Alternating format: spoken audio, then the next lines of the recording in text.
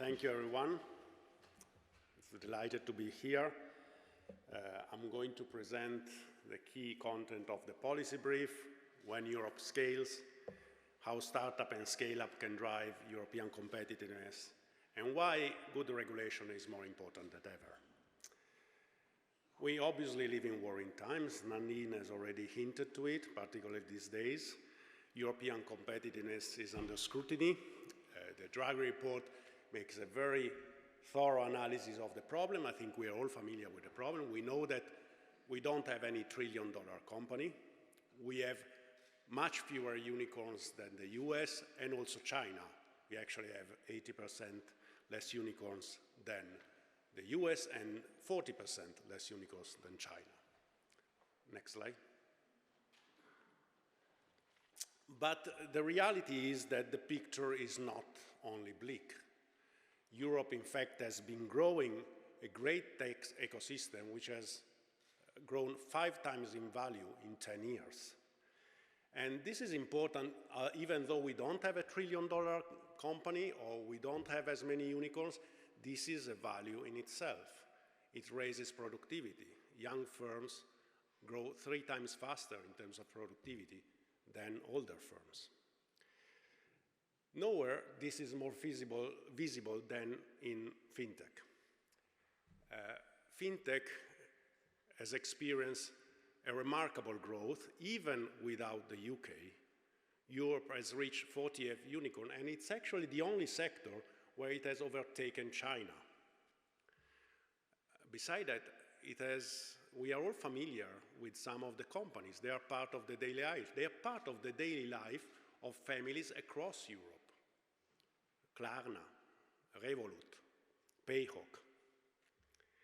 And surprisingly, this is largely due to progressive regulation that has managed to make the single market a reality.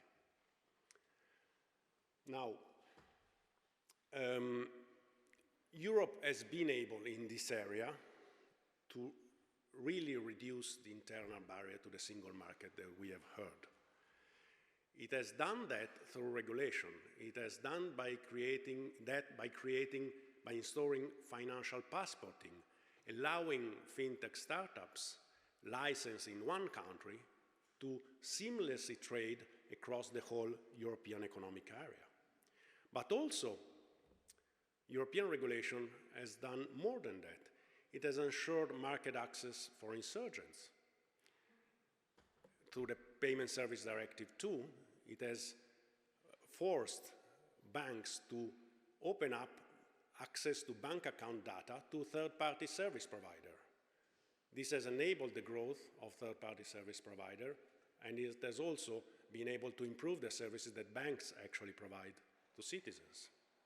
And finally, it has created basic infrastructures and common standards that are necessary to make the single market a reality. I'm talking about a single euro payment area. In the future, the instant payments that's going to become a reality. Now, what is interesting is that it has been able to do that through existing traditional institutions. Some would say bureaucrats. European Commission, the European Banking Authority have been able to work together effectively with the market, to understand it, and to work with member states to foster innovation in this area, through, for instance, the European Forum for Innovation Facilitator or the FinTech Knowledge Hubs.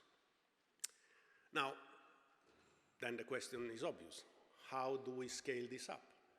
How do we learn the lessons from FinTech and apply it throughout the economy?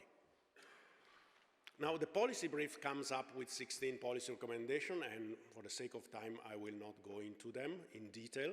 They are structured around 3 key areas. Now, this is not everything that needs to be done in Europe. There are many other things that need to be done.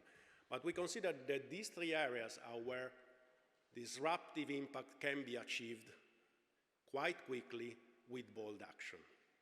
A scale-up-centric single market, a union of talent, and digital native rulemaking.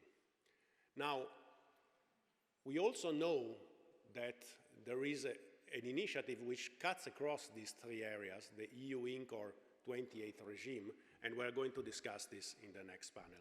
Now, for the sake of time, I'm just going to briefly illustrate one policy recommendation from each area.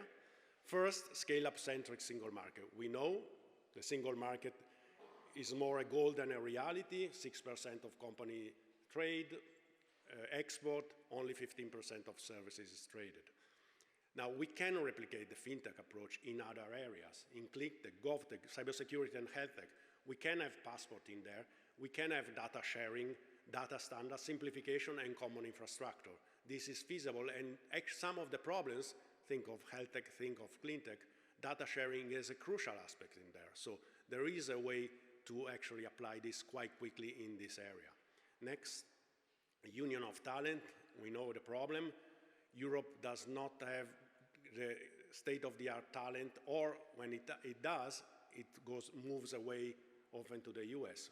Europe has 12% of the researchers. We know many companies say it's a problem to find the employees they need. Public-private partnerships have proven very effective in delivering this. We know the example of the European DIT No Energy, working with 200 partners to train 2,000 students in highly modern, new, and highly sought for green skills. Next, digital native rulemaking. We know, regulation. Everyone is talking about regulation, simplification, and deregulation. 53% of startups say this is a problem when delivering. Europe can make substantial progress on this by ensuring that all regulations are digital ready. And when I say digital ready, I mean fit for RegTech, the whole bunch of startups providing services for automatic compliance. They already do that. Banks are large users of that. The European Banking Authority has a fantastic report on RegTech. But RegTech works for heavily regulated systems and for large companies.